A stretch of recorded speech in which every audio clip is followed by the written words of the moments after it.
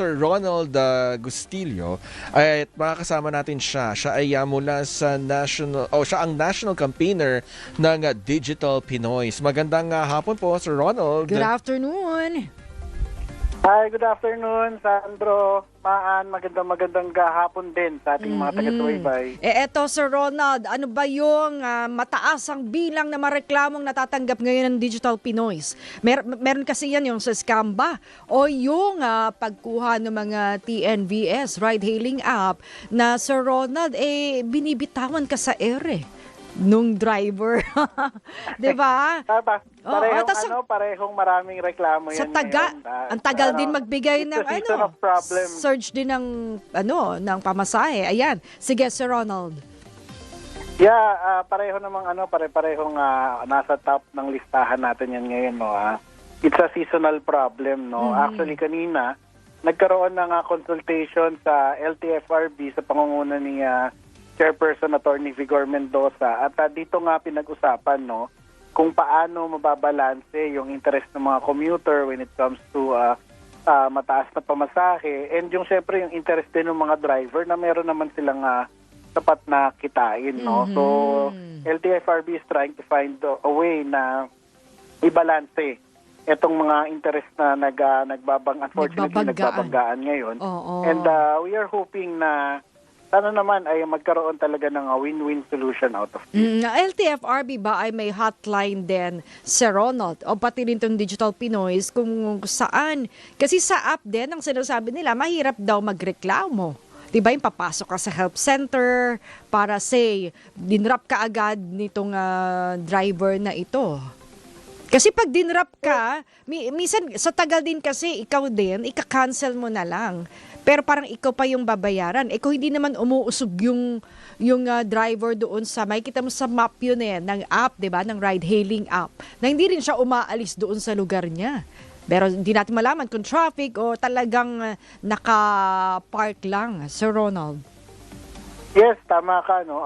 Ayan nga yung isa doon sa mga nire-resolve at ni-raise natin 'yan kasi may mga policy reforms na gustong ipatupad yung LTFRB patungkol sa mga TNVS, no. At yes, meron kaming hotline. Pwede silang mag-message sa aming page sa Digital Pinoy sa Facebook page, pwede rin sa website sa digitalpinoys.org. Yung LTFRB, I think meron silang hotline talaga para doon sa mga complaint, lalo doon sa mga pasaway ng mga driver, no, at mga TNVS platforms. Hindi lang tayo masyadong sigurado kung ano yung hotline nila. Yung surge din ba nakikitaan din ng pagtaas ang marami sa mga pasahero natin, Sir Ronald? Yung surge pricing kasi driven by the supply and demand of the drivers. So syempre kapag halimbawa konti yung drivers na active, so pwedeng naka-offline or pwedeng stuck din sa traffic yung mga may bookings. Kapag mabagal yung turnaround ng mga drivers, tumataas talaga yung demand, no. So doon natitrigger yung surge pricing, no. So yeah, kasama siya sa mga pinag-uusapan at tinitingnan kung ano yung pwedeng gawin nang sa ganun mapagaan yung sitwasyon ng mga commuters nang hindi naman nakokompromiso yung kinikita ng mga driver. Sana masolusyonan na yan, di ba? Matatapos na yung December Oo, ilang weeks na lang, Pasko na. Ito nga yung kasagsagan talaga. Diba? Yung mga last minute shopping. Oo. Tapos yung naiipit ka din sa pauwi at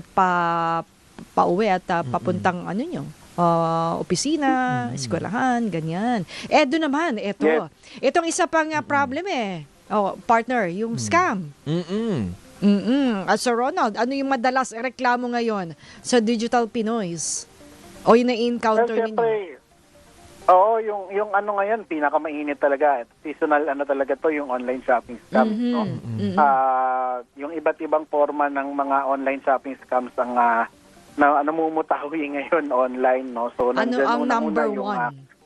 Yung mga COD, yung mga fake deliveries, na wala ka namang in-order pero may dumating sa'yo, sasabihin sa'yo na nag-deliver ay may delivery ka at cash on delivery pero hindi naman alam nung pwedeng hindi ikaw yung makatanggap or ikaw dahil sa sobrang dami mong in-order, nalito ka na, binayaran mo, yun pala, wala ka naman talagang in-order. At ang laman nung parcel mga kung ano-ano lamang, mga tissue, Bato. wet wipes, bato, yan yung kadalasang laman ng mga fake na parcels na natatanggap Oo. ng ating mga kababayan. At nagagawa raw yan, Sir Ronald, yung mga tinatapon nating package, yung mga may waybill na buong-buo pa, ginugupit, at yun nga, paste, hindi man siguro paste, kumbaga tinatapal sa panibagong kunwaring parcel. Oo. O mismong waybill mo, nabayaran mo na yon. Ba, 1,500, sisingilin ka ulit noon dahil nga sa tinapon mong waybill. Nagkakalkal rin sila sa basura, Sir Ronald. Kaya dapat Yes, daw, may ganyan tanggalin mo, talagang modus. burahin din yun. Oo, actually, mapapayo natin sa ating mga kababayan, talagang burahin nila. Kami, ang ginagawa namin, ginugupit namin yung waybill at inaano namin, sineshred namin yung pinaka-label. Kasi delikado talaga ngayon, no? Lalo at hindi mo naman alam kung saan nakakarating yung basurang itinapon mo. So, mamaya, mapunta pa sa samang kamay. Pero ako, ang payo ko talaga sa ating mga kababayan, kung kayo naman po ay gumagamit ng mga cashless payment options, no? Maganda ho, bayaran nyo na ho in advance. Malaking bagay din ho kasi una yung convenience ho ng hindi na ho kayo naka-COD. Pangalawa, hindi na ho kayo maluloko ng COD scam kung hindi ho kayo nag-COD talaga in the first place. Oo. Paano ba maiiwasan ito kasi, Sir Ronald? Ano ba yung mga dapat gawin ng mga consumer para nga maiwasan to? Kasi napakaginhawa ng online shopping. Oo. Hindi, tsaka may mga tao, sunod-sunod yung dating. Lalo ako, marami ka in order, sunod-sunod din yung dating. Nakakalito din. Baka masingitan Oo, ka. sa mga tumatanggap din. Ako, anak kong yan, ako. Ayan na naman. 'Di ba? May order na naman. Kumbaga doon talaga, hindi na nagmo-mall. Doon na lang umaasa ng pag-shopping. Sir Ronald. Oh, well, unang-una kailangan natin protektahan yung mga personal na information natin, no, yung mga ginagamit natin doon sa mga online shopping platforms. Pangalawa, kailangan din natin talagang kumbaga, meron din talagang presence of mind. Yung isang magandang gawin, yung mga naka-assign na delivery riders sa mga lugar natin, usually iilang tao lang yan. Oo, kakilala mo na kaibiganin natin yung mga rider natin kasi alam nila, actually ito, nangyari to halimbawa dun sa isang kamag-anak ko, dahil kilala niya yung rider, napansin niya kagad na iba yung nagde-deliver, kaya medyo kinutuban siya na pwedeng scam. Kasi nga, una, hindi siya nagsi-COD, so pwedeng inisip niya na baka merong siyang nakaligtaang na hindi niya, na cash on delivery pala yung nailagay niyang mode of payment. Pero dahil iba yung itsura ng rider, hindi niya kilala, talagang binusisi niya muna. So, hindi siya nabiktima, no? Pero syempre, hindi naman lahat ng mga kababayan natin ay ganun ka na natatandaan yung mga rider nila. So, kailangan yung presence of mind, natandaan natin yung mga order natin, kung may COD nga ba o wala. Pero siyempre, sa pagkakaalam ko, marami sa ating mga kababayan, mas marami sa ating mga kababayan gumagamit pa rin ng COD. So, maganda, buting tingin nyo ho yung mga item na dumarating sa inyo bago nyo po bayaran. Kasi kung in-order niyo ho talaga yan, dapat niyo hong bayaran. Kung hindi naman ho kayo umorder ng ganon at mukhang scam ho yan, halimbawa bato, tissue, wet wipes naman, wag niyo na hong bayaran. Pero syempre maging maingat din ho tayo kasi kung mainitin yung ulo nung rider na makatapat sa inyo, baka may gawin din sa inyo hindi maganda. Ang pinakamaganda, may kasama ko kayong tatanggap at itawag niyo ho agad sa mga otoridad kung may mga ganyang insidente. Pero Sir Ronald, mainam ba na, kasi naalala ko nung, syempre, batang 90s tayo, yung dugo-dugo gang, diba? Ang naging strategy doon, kapag naka-receive ng tawag, diba, i-confirm mo doon sa sinasabing na aksidente ko, no? Diba? Sa ganitong pagkakataon na mayroong mga scams dito sa delivery, maipapayo nyo ba na bago tanggapin, bago bayaran, kung COD man yan or whatever, tawagan muna kung kanino nakapangalan yun. Yes. Diba? Yes. Dapat dapat ginagawa rin ng ating mga kababayan yun. O di kaya, kung ikaw ay may ine-expect na delivery, i-bilin mo sa bahay na may ganitong item na i-deliver, paki-check na lang, at paki-receive at paki-check. Nang sa ganun, hindi rin nagkakagulatan, no, na wala akong order, ganyan, no. So, kailangan din po talaga na aware din po tayo kasi nagno-notify naman yung app. Kung nakabukas yung notification ng app nyo, notify naman kayo kung out for delivery na ho yung item. So, pwede nyo kung sabihan yung inyong mga kamag-anak na, may parating ako ngayon na delivery, paki-check na lang. Pero ito, Sir Ronald, marami rin. Kasi madaling mag-dispute, no? Magreklamo sa mga online na shopping platform. Lalo yung mga sikat na, no? Ay, may mga kulay pa nga yan, di ba? Pero itong sinasabi nga Facebook, ang marketplace, pati yung TikTok, marami na ring mga parokyano to. Marami ba kayong, kumbaga, risk mo no? Kasi wala kang pagbibigyan ng complaint kapag magreklamo ka na. Dito ba tumaas din, Sir Ronald, yung mga reklamo? Actually, sa Facebook Marketplace talaga yung pinaka-mabigat. No? Talagang dito wala talagang